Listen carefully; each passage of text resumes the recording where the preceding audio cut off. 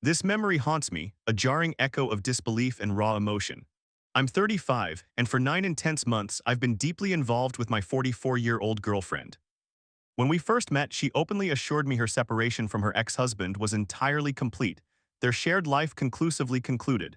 Divorce proceedings, she explained, had merely begun a month ago, still very much in their early stages. I had wholeheartedly believed her then, placing my absolute trust in her every word. But then, just yesterday, a seemingly innocent conversation about work Christmas parties took a sudden, alarming turn. She revealed with unsettling nonchalance that her workplace was running a poll with three options: attend solo, bring a partner, or decline. My heart sank as I apprehensively asked her intentions. Her subsequent response struck me like a crushing blow. She declared, with an unsettling lack of hesitation, that she first urgently needed to consult with her ex-husband. Her plan, she explained, was to take him to the party, assuming the bring a partner option prevailed. She simply couldn't bear the excruciating thought, she confessed, of being isolated, sitting alone while others joyfully reveled with their spouses. My reaction was immediate and visceral, a powerful surge of profound hurt, betrayal, and confusion. I was utterly devastated by her shocking words, reeling from this blindsiding revelation. My trust in her felt fractured. Our promising relationship was suddenly, precariously questioned. The agonizing silence now stretches, a stark testament to her recent betrayal. I'm left questioning everything, my heart heavy with a pain I didn't anticipate. She refused to bring me, citing a peculiar reason. Her colleagues remained entirely unaware of my existence, of us. She had started her job only 3 months before we met, and to them she was still a married woman, a narrative she had deliberately maintained. She detested anyone knowing her personal affairs, her separation, the looming divorce, so she merely continued the charade. Bringing me, she declared, would be weird. She desperately needed things to look normal, even if it meant showcasing her estranged husband. My confusion quickly turned to a bitter ache. Why this elaborate pretense for mere strangers? Why not simply attend alone? My questions met with a chilling dismissiveness. She insisted I couldn't possibly comprehend her struggles. Then the true manipulation began. She accused me of selfishly making it all about me by expecting consideration, of being irrational, of raw jealousy. She vehemently stated her decisions were her own, not mine to scrutinize. The cruelty stung. A sudden sob, a click, and the line went dead. A cold text followed demanding space for a few hours. That was hours ago, and the silence persists, a deafening echo of her unresolved intentions, leaving me suspended in agonizing uncertainty. The silence between us has stretched for 24 agonizing hours, a void born from a single, shattering moment. I haven't reached out, not because I'm stubborn, but because I truly believe I've done nothing wrong. A profound sense of hurt washes over me, realizing how easily she considered taking him along, a stark indicator of her apparent disregard for my feelings. There was no discussion, no shared decision, only a stark declaration. It felt deeply disrespectful to me and to the fragile foundation of our relationship. I understand that our time together has been brief, and perhaps I lack the customary right to influence her choices. However, this particular decision carries direct implications for us, and I had truly hoped for, at the very least, a candid conversation. My mind grapples with her need to pretend for people she barely knows, unable to fathom why she couldn't have used that very opportunity to explain the situation to me. But then her voice echoes, branding me selfish. Was she right? Am I truly inconsiderate? Never having been married, I find myself questioning if I have catastrophically misjudged everything, if my inexperience has led me to severely downplay the situations. I desperately seek wisdom, understanding, and outside perspectives on this confusing ordeal. My heart yearns for resolution, but the painful impasse remains. The lack of a consensual path forward weighs heavily on my soul. I've held this pain inside for too long, but now I must share my story. 9 months I'd poured my heart into a relationship only to discover I was living a painful secret. It wasn't just about privacy, it was about her. My partner was actively, deliberately choosing to maintain the illusion of an intact marriage, rather than publicly acknowledge me, her actual partner. The realization hit me like a physical blow. My mind reeled, torn between my love and a gnawing sense of betrayal. Was I overreacting? I worried about my own emotional response, trying to rationalize her actions. But deep down, I knew something was profoundly wrong. Then a voice of reason, sharp and clear, cut through my confusion. It articulated the insidious truth I'd been unable to fully grasp. This person wasn't worried about others knowing her business. She was worried about admitting she had moved on before her divorce was final. This suggested she was keeping open the option of reconciliation with her ex. The disrespect was immense.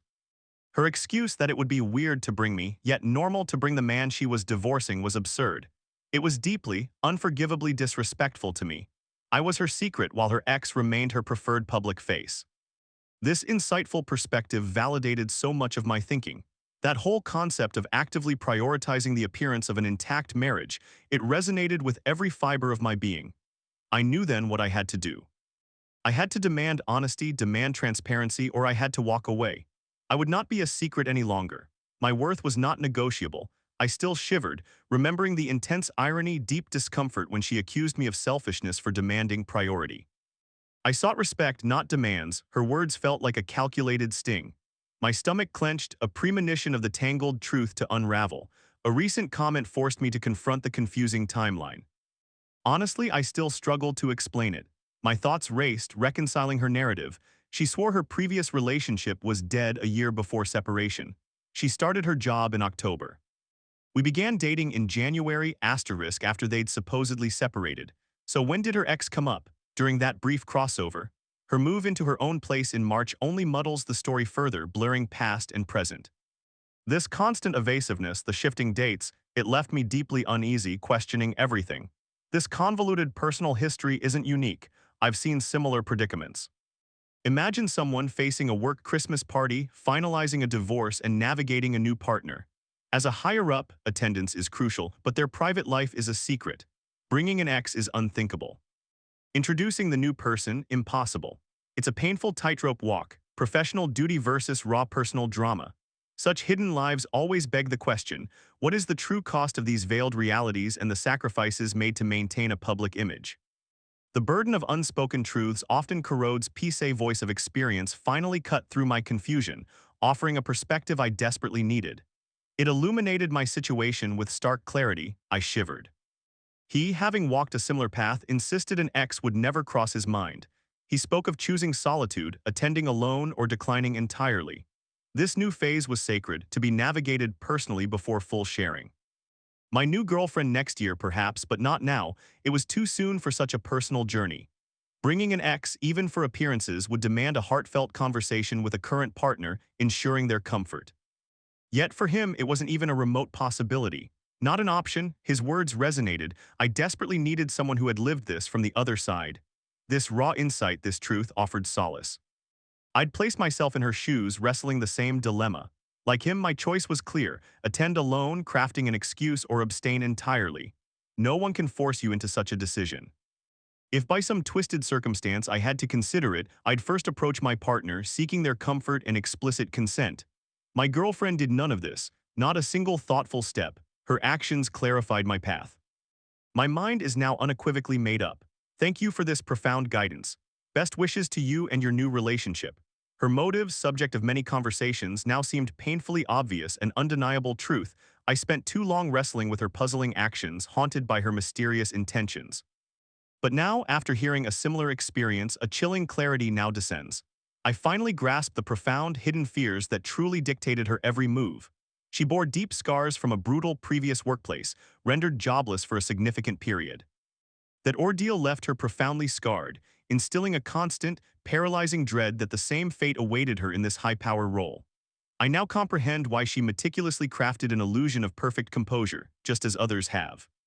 She feared any perceived personal vulnerability, like her lingering attachment to her ex-husband, could be weaponized, used as leverage against her. When such terror takes hold, maintaining a charade becomes instinctual. This was especially true given she'd only been in the job for a year, which isn't solid ground in our country. You need 2 years to be safe from sudden sackings. My only wish is that she had explained this to me. If only she had confided, look, this is what I'm thinking of doing because right now it feels safer for me to make out everything's okay so they don't think I might be distracted from doing this job. Her unspoken struggle now echoes with tragic clarity, a burden I wish she'd truly shared. Had she acknowledged its growing complexity, I might have understood. I was truly never comfortable. I still believed she could have gone alone, perhaps with an excuse even if it seemed peculiar. However, had we worked out clear boundaries together, it might have been acceptable. But the real betrayal lies in her subsequent actions. If only she hadn't consistently disregarded my feelings, if only the chilling silent treatment hadn't crushed my attempts to communicate, if only she hadn't made me feel foolish for voicing valid concerns. Had those issues not existed, perhaps resolution would have been possible. Instead, her dismissive behavior, the cold silence, and the profound invalidation proved unacceptable, as everyone here helped me see. That behavior, not the original dilemma, definitively concludes my decision. My heartfelt thanks for your perspective and understanding. I hope you and your child are well. Update. October 18, 2025. The next day this update relates to my original post. Am I the asshole because my girlfriend wants to take her ex-husband to her work Christmas party? Original discussion. https://aith/comments/108w8g9/ada_. Because my _gf_ wants to take her _exuspens/f. The outpouring of your responses left me staggered. I truly never really anticipated such a volume, and I diligently read every single one, even the brutal, soul-piercing comments that brought fresh pain. Your insights, varied perspectives, and profound wisdom offered solace, and for that my heartfelt gratitude is immense. Yet a flurry of recurring questions kept resurfacing, queries I hadn't time to address in my initial, hastily written post. Now I must offer clarity, hoping to alleviate lingering doubts for those who generously offered their thoughts. First, the searing question, who filed and was I certain of their divorce? My former girlfriend with conviction had always maintained she initiated proceedings. To be brutally honest, absolute certainty eludes me. However, I distinctly recall her having several meetings with a lawyer during our time, and she undeniably moved into her own separate residence in March. To my hopeful heart, every sign pointed towards a definitive separation, a fresh start. But the bitter truth is, what appears obvious may often be a carefully constructed deception. Second, the utterly perplexing dilemma, why would her ex-but-not-quite-husband ever agree to such a thing? This is a truly profound inquiry, one that, if I am honest about the man she described, I genuinely believe he would never have countenanced. One of the reasons she always painted him, as I've been reflecting deeply on the tragic reasons behind their marriage's demise. He retreated into himself, becoming a shadow of his former self, antisocial, introverted, unwilling to share experiences or moments with her. What truly amplified the pain was her unwavering readiness to accept a man who had, on countless occasions, explicitly stated his disinterest in companionship and shared life. With painful honesty, and thanks to invaluable insights from others, I now recognize this as a profound refusal to confront reality on her part. A desperate, almost pathetic clinging to an outdated identity. She simply assumed he would acquiesce just as he likely always had, albeit begrudgingly. She failed utterly to comprehend the immense emotional weight, the sheer burden of what she was asking of him. Had I been in her position, my response, mirroring the widespread sentiment, would have been an unequivocal no. And then, the inevitable consequence, we parted ways. Grateful for the diverse perspectives offered, I reached out to her, expressing my hope that she was well and that our time apart had granted me crucial space for introspection. I explained that I could no longer continue in a relationship where our fundamental needs and desires were so starkly misaligned, and this crucial realization was one I had to act upon for my own future. I strove to see things from her perspective, to grasp her intentions. Yet a deep hurt persisted. She hadn't felt able to communicate this with me first. Had she, the outcome surely would have differed. We could have worked it out, found resolution together. However, her behavior, branding me selfish, disregarding my input on decisions, struck me as profoundly disrespectful and inconsiderate. This, above all, became the insurmountable barrier to our relationship's future, a wound too deep to mend. Her reply was a cruel blow. If I only intended to bring more pain and stress into her life, then I should simply leave. She insisted I was still making everything about my feelings, ignoring her struggle to stay composed while her world fractured. Thus, she would take more space until I decided my true path. A sudden, sharp clarity washed over me then. This was a truly insidious pattern of invalidation, a manipulative game, undeniable. With newfound resolve, I made our space permanent, severing ties. I wished her well, ending that painful chapter. Her response was just okay, then the audacity. And asking if she could still use my Netflix, the password once shared, had become a point of contention. I didn't hesitate, I changed it. A little while later, her text lit up my screen. A demand, an inquiry. Why had I changed it? Could I please immediately put it back? Her show was locked, her entertainment interrupted. A profound, almost cathartic laugh bubbled within me. The rich irony was not lost. She who so often acted without consulting me was now enraged by my independent decision. Her expectation of seamless access despite her actions was a bitter, illuminating jest. I didn't respond. My silence was my answer, a boundary clearly drawn in the sand. This small act of defiance became a potent lesson, emblazoning itself in my mind. The red flags, once faint, now blazed brightly. I knew with absolute certainty that I was moving on to better things. This realization was a liberation, a definitive step towards protecting my future self from such insidious patterns. But my journey towards understanding didn't end there. I owe a profound debt of gratitude to the commenters who shared their own raw experiences. Their stories, their lived truths, offered a crucial lens through which to view her motivations. It softened the edges of my anger, helping me to grasp why she might have persisted in acting so normally. I recalled her previous job, a brutal experience that had left her adrift, unemployed for far too long. This new position, I knew, was her lifeline, a source of immense anxiety as the responsibilities steadily escalated. It became clear. She likely obfuscated the truth, masked her personal distractions, fearing her employers would perceive her as less than perfectly sharp. Where we live, securing a position means little until 2 years have passed. Only then does one truly begin to feel safe from arbitrary termination, truly secure in their professional foothold. Her desperation still chills me. She had been with us for barely a year, but the terrifying prospect of being fired, of suddenly losing her financial lifeline, consumed her. I can absolutely grasp why someone suddenly alone with individual finances, grappling with escalating lawyer fees and the harsh reality of a divorce settlement, would fear having their income abruptly cut off. The idea of being out of work for an extended period must have felt like a crushing weight. Yet, even with that deep understanding, I stand by my conviction. There's a stark difference between subtly withholding information and actively performing a complete charade. To appear with an ex-partner, essentially acting out a fabricated reality, when the option to attend alone and simply offer an excuse was clearly available, felt like a deliberate insult. While I do acknowledge that facing everyone solo might have felt awkward, even profoundly uncomfortable, it does not justify the elaborate deception. Ultimately, if she had only confided in me, explained her impossible situation, I believe we could have found a way forward together. But she did not.